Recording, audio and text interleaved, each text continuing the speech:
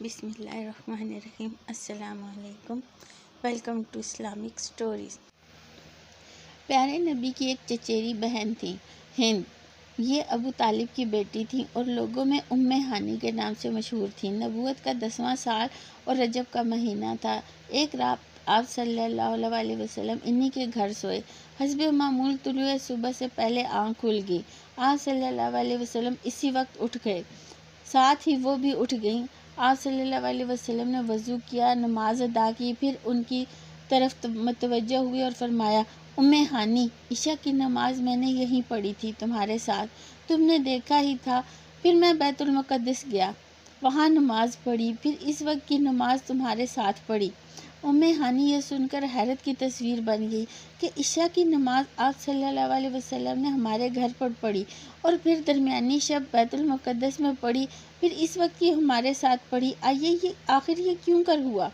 چنانچہ وہ آپ صلی اللہ علیہ وسلم کے پاس آ کر بیٹھ گئیں اور بولی، ذرا تفصیل سے بتائیے کیا کیا ہوا اور کیسے ہوا؟ آپ صلی اللہ علیہ وسلم نے فرمایا، ام ہانی، میں سو رہا تھا کہ یکایک محسوس ہوا جیسے کوئی جگا رہا ہے۔ اچانک میری آنکھ کھل گئی، اب جو دیکھا تو چھت چھک تھی اور حضرت جبرائیل علیہ السلام میرے پاس تھے، اور یہ بالکل پہلا اتفاق تھا، اس سے پہلے تو وہ کبھی اس طرح آئے نہیں۔ وہ جب کبھی آتے سامنے سے آتے، غرض آتے ہی انہوں نے ہاتھ پکڑا اور مجھ کو لے کر کعبہ کے حتیم کے پاس آئے اور پھر وہاں لٹا کر میرا سینہ چاک کیا اور سونے کی ایک پلیٹ جو ایمان اور حکمت سے لبریز تھی میرے سینے میں انڈیل دی، پھر سینہ بند کر دیا۔ اس کے بعد ایک بہت ہی سفید جانور آیا جو خچر سے ذرا بڑا اور خچر سے تھوڑا چھوٹا اور گدھے سے ذرا بڑا تھا۔ اس پر ہم دونوں سوار ہو گئے اور چشم زون پر بیت المقدس پہنچ گئے۔ وہاں پہنچ کر میں نے نماز پڑھی، میرے پیچھے سارے نبیوں نے بھی پڑھی۔ ام ہانی بڑے غور سے یہ عجیب و غریب واقعہ سنتی رہیں۔ اس وقت جہاں انہیں آپ صلی اللہ علیہ وسلم کی عظمت کا احساس ہوا، وہیں کچھ خطرہ کا بھی اندیشہ ہوا۔ بولی، میرے بھائی، یہ کسی اور سے نہ بیان کیجیے گا، ورنہ جو ایمان لائے ہیں وہ بھی کانوں پر ہاتھ دھر لیں گے۔ آپ صلی اللہ علیہ وسلم نے فرمایا، نہیں نہیں، میں تو قریش میں سے بھی یہ بیان کروں گا۔ وہ بولی، میرے بھائی، قسم دے کر کہتی ہوں، قریش سے آپ صلی اللہ علیہ وسلم بالکل نہ بیان کیجیے، ورنہ وہ فوراً جھٹلا دیں گے اور الٹا نقصان پہنچائیں گے۔ آپ صلی اللہ علیہ وسلم نے فرمایا، نہیں نہیں، میں تو ان سے بھی بیان کر کے رہوں گا۔ اب آپ صلی اللہ علیہ وسلم اٹھ کر قریش کی مجلسوں میں جانے لگے۔ اس وقت ام ہانی سے اور تو کچھ نہ بن پڑا، ہاں اپنی ایک لونڈی کو بھی آپ صلی اللہ علیہ وسلم کے ساتھ کر دیا کہ جا کر دیکھے اور جو کچھ ہو آ کر اس کی اطلاع دے۔ آپ صلی اللہ علیہ وسلم کعبہ پہنچے، دیکھا تو قریش کے کچھ لوگ وہاں بیٹھے ہوئے تھے۔ جا کر آپ صلی اللہ علیہ وسلم بھی ان کے پاس بیٹھ گئے کہ جو کچھ دیکھا تھا ان سے بیان کریں، لیکن پھر سوچا تو کچھ تردد ہوا اور آپ ایک گہری سوچ میں ڈوب گئے۔ یہ واقعہ بیان کروں گا تو اس کا انجام کیا ہوگا؟ کیا لوگ میری بات مان لیں گے یا مجھے جھٹلا دیں گے؟ اور کیا میں انہیں پورا واقعہ سنا دوں یا کیا ان سے کہوں کہ میں رات بیت المقدس گیا تھا، اور کیا یہ بھی بتا دوں کہ وہاں سے پھر آسمانی بادشاہت کی سیر کرنے گیا تھا، یا صرف اتنا ہی بتاؤں جتنا ام ہانی کو بتایا تھا؟ بہت دیر ہوگی لیکن آپ صلی اللہ علیہ وسلم یوں ہی بیٹھے رہے۔ اس وقت آپ صلی اللہ علیہ وسلم پر دو قسم کی کیفیات طاری تھیں۔ ایک طرف تو آپ صلی اللہ علیہ وسلم بہت حشاش بشاش تھے، چہرہ مبارک خوشی سے دمک رہا تھا کہ میرے رب نے مجھے کیسی کیسی نعمتوں سے نوازا ہے اور میری کتنی عزت افزائی کی ہے۔ ایک ہی رات میں خانہ کعبہ سے بیت المقدس کی سیر کرائی، پھر وہاں سے بلند آسمانوں کی معراج بھی، جہاں کہ عرش الہی ہے اور جہاں خدا کی بادشاہت ہے۔ دوسری طرف اندیشوں کا ایک طوفان تھا جو امڈ آ رہا تھا۔ رہ رہ کر خیال آتا، قریش کو جب یہ بتاؤں گا تو وہ میرا مذاق اڑائیں گے، مجھ کو جھوٹا سمجھیں گے، حالانکہ میں تو چاہتا ہوں کہ پروردگار کی جس عظمت کا خود مشاہدہ کیا ہے اسے ان سے بھی بیان کروں، اور خدا کی جن نشانیوں کو میں آنکھوں سے دیکھ کر آیا ہوں ان سے ان کو بھی آگاہ کروں۔ اس خیال سے آپ صلی اللہ علیہ وسلم کے اندر بڑی بے چینی تھی، چنانچہ آپ صلی اللہ علیہ وسلم سر جھکائے چپ چاپ بیٹھے رہے، حالانکہ کعبہ میں اس طرح آپ کبھی نہ بیٹھے تھے۔ औरों ने भी देखा कि आप सल्लल्लाहु अलैहि वसल्लम आदत के खिलाफ चुप चुप से बैठे हैं। अबू जहल भी वहीं था और अदी का बेटा मतम भी। अबू जहल ने चेहरा उतरा हुआ देखा तो उठकर करीब आया और बोला, मोहम्मद सल्लल्लाहु अलैहि वसल्लम, क्या हुआ? आज कोई नई बात तो नहीं? अब आप सल्लल्लाहु अलैहि वसल्लम को अपनी बात कहने का मौका मिल गया। फरमाया, हाँ, आज रात मुझे सैर कराई गई। अबू जहल ने कहा, कहाँ तक? प्यारे नबी सल्लल्लाहु अलैहि वसल्लम बोले, बैतुल मुक़द्दस तक। अबू जहल की हंसी फूटी पड़ रही थी और करीब था कि वो ज़ोर का कहकहा लगाता, लेकिन उसने ज़ब्त से काम लिया, क्योंकि ये बात आप सल्लल्लाहु अलैहि वसल्लम को नाकाम करने और लोगों की नज़रों में आप सल्लल्लाहु अलैहि वसल्लम की बातों को मुश्तबा बनाने के लिए एक कामयाब हथियार बन सकती थी। उसने आप सल्लल्लाहु अलैहि वसल्लम का और हौसला बढ़ाया। बोला, अच्छा, अगर औरों को भी बुला लूँ तो क्या उनसे भी यही बातें बयान करोगे? आप सल्लल्लाहु अलैहि वसल्लम ने फरमाया, हाँ हाँ, सुनना था कि अबू जहल ने ज़ोर से आवाज़ लगाई, ए आले काब बिन लवी। फ़िज़ा को चीरती हुई यह आवाज़ कानों से टकराई और आनन फानन सारे लोग इकट्ठा हो गए। अबुल हुक्म, क्या बात है, क्या बात है? अब उसने आप सल्लल्लाहु अलैहि वसल्लम की तरफ इशारा किया कि जो अभी सुनाया है ज़रा लोगों को भी सुना दो। आप सल्लल्लाहु अलैहि वसल्लम ने फरमाया, आज रात बुराक नामी एक जानवर आया जिस पर बैठकर मैंने बैतुल मुक़द्दस की सैर की। वहाँ पहुँचे तो नबियों की जमात आई, उनमें इब्राहीम भी थे, मूसा और ईसा भी थे। मैंने इन सब की इमामत भी की। ये सुनकर अक्सर बेकाबू हो गए और एक जोर का कहका बुलंद हुआ। अबू जहल बोला तमस्खुर के अंदाज में, अच्छा, सारे नबी जिंदा करके तुम्हारे पास लाए गए थे, ज़रा उनका हुलिया तो बयान करो। आप सल्लल्लाहु अलैहि वसल्लम ने फरमाया, ईसा न तो पिस्ता कद थे और न ज़्यादा लंबे, सीना चौड़ा है, जिस्म से खून टपका पड़ता है, सर के बाल सुर्खी माइल हैं।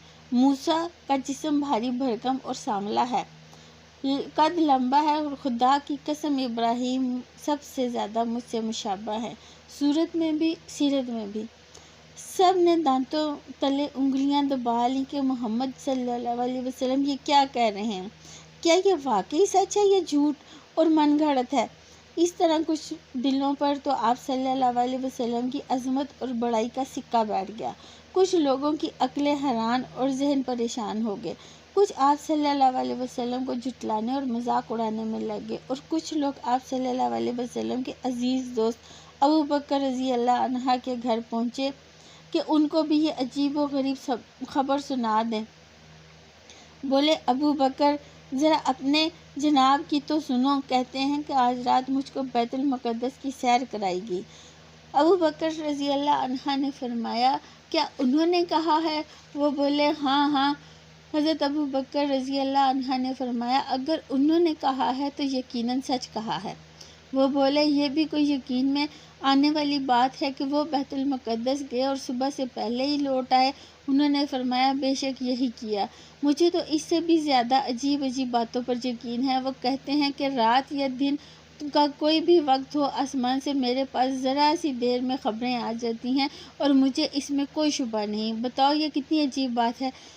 फिर प्यारे अबू बकर रज़ी अल्लाह अन्हा प्यारे नबी सल्लल्लाहु अलैहि वसल्लम के पास आए। उस वक्त आप सल्लल्लाहु अलैहि वसल्लम काबा में थे और मुशरिकीन आप सल्लल्लाहु अलैहि वसल्लम से कह रहे थे, मोहम्मद सल्लल्लाहु अलैहि वसल्लम, अब तक तो हमें कुछ शुबा था, लेकिन आज हमें पता चल गया तुम वाकई झूठे हो। अपनी तरफ से घड़ घड़ कर हर बात कहते हो। हम लोग तो ऊँटों पर जाते हैं तो 1 महीना में पहुँचने में लगता है और 1 महीना वापसी में, और तुम कहते हो कि एक ही रात में गए थे और वापस भी आ गए। लात तो अज़्ज़ा की कसम, हम कभी नहीं मान सकते। ये तो झूठ है, बिल्कुल झूठ। अबू बकर बोल उठे, मोहम्मद सल्लल्लाहु अलैहि वसल्लम झूठ नहीं बोलते, यकीनन आप सल्लल्लाहु अलैहि वसल्लम सच कह रहे हैं। मतम बोला, मोहम्मद सल्लल्लाहु अलैहि वसल्लम, ज़रा बैतुल मुक़द्दस का नक्शा तो बयान करो। अबू बकर समझ गए कि ये मतम आप सल्लल्लाहु अलैहि वसल्लम को ज़िज करना चाहता है। चुनांचे उनकी ख्वाहिश हुई कि आप सल्लल्लाहु अलैहि वसल्लम बयान कर दें ताकि आप सल्लल्लाहु अलैहि वसल्लम का सच्चा होना साबित हो जाए। अर्ज़ किया, अल्लाह के रसूल, बयान कर दीजिए, मैं तो वहाँ जा चुका हूँ। आप सल्लल्लाहु अलैहि वसल्लम बेतकल्लुफ़ वहाँ का नक्शा बयान करने लगे, हालांकि इससे पहले आप सल्लल्लाहु अलैहि वसल्लम वहाँ कभी न गए थे।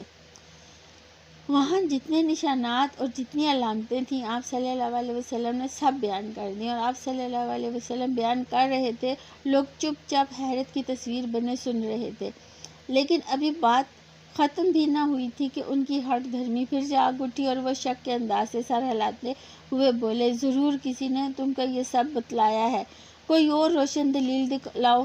آپ صلی اللہ علیہ وسلم راستے میں جن جن چیزوں سے گزرے تھے ان کو بیان کرنے لگے۔ فرمایا، فلاں فلاں قافلے سے میری ملاقات ہوئی، فلاں فلاں بستیوں سے میں گزرا، فلاں فلاں اونٹنیاں میں نے دیکھی، اتنے قافلے عنقریب ہی پہنچنے والے ہیں اور اتنے میں ابھی کچھ فاصلہ پر ہے، پھر ان قافلوں کے ساتھ یہ سامان ہے، ان کے جانور ایسے ایسے ہیں۔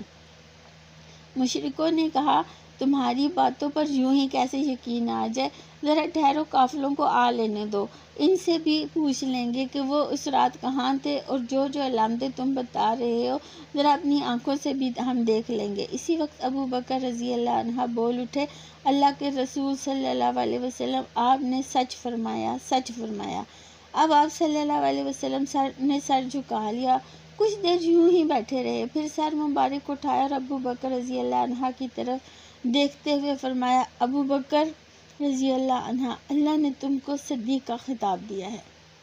پھر مجلس برخاست ہو گئی اور لوگ ادھر ادھر پھیل گئے، لیکن اب جہاں دیکھیے یہی چرچا تھا، اور جدھر دیکھیے اسی کا تذکرہ تھا۔ اب جہاں دو آدمی ملتے اسی طرح کی باتیں کرتے۔ کیا یہ واقعی صحیح ہے؟ کیا عقل یہ باور کرتی ہے؟ کیا اتنی دیر میں اتنے دور کی سیر ممکن ہے؟ کیا وہ خبر محمد صلی اللہ علیہ وسلم نے جھوٹ کا پل باندھا ہو؟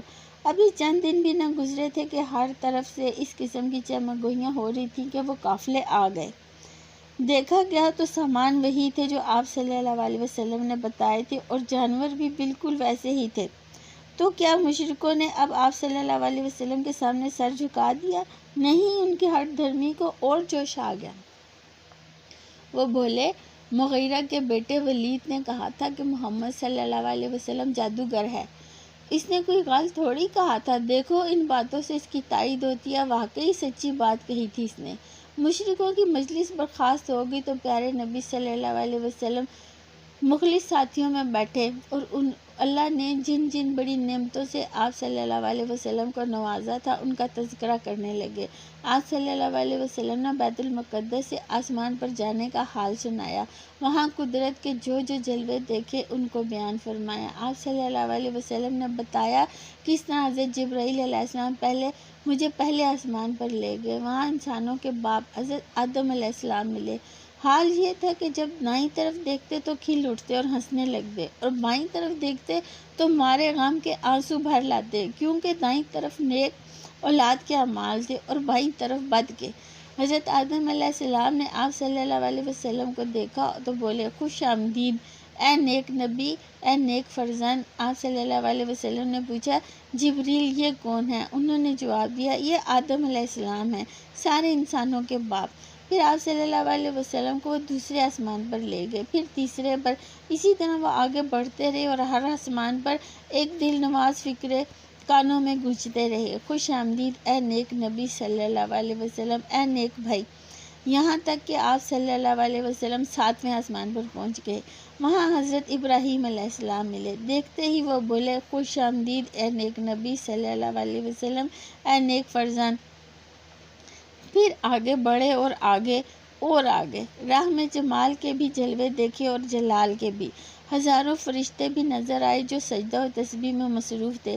بڑھتے بڑھتے آپ صلی اللہ علیہ وسلم عرش الہی کے قریب پہنچ گئے، وہاں آپ صلی اللہ علیہ وسلم پر اور امت پر 50 نمازیں فرض ہوئی۔ پھر آپ واپس ہوئے تو حضرت موسیٰ علیہ السلام نے یہاں آپ صلی اللہ علیہ وسلم کا گزر ہوا دیکھتے ہی انہوں نے پوچھا، کہیے کیا فرض ہوا امت پر؟ آپ صلی اللہ علیہ وسلم نے فرمایا، 50 نمازیں۔ موسیٰ علیہ السلام نے فرمایا، لوٹ کر جائیے اور رب سے کمی کی درخواست کیجیے۔ چنانچہ آپ صلی اللہ علیہ وسلم گئے اور کمی کی درخواست کی، اس طرح اللہ تعالیٰ نے آدھی نمازیں کم کر دیں۔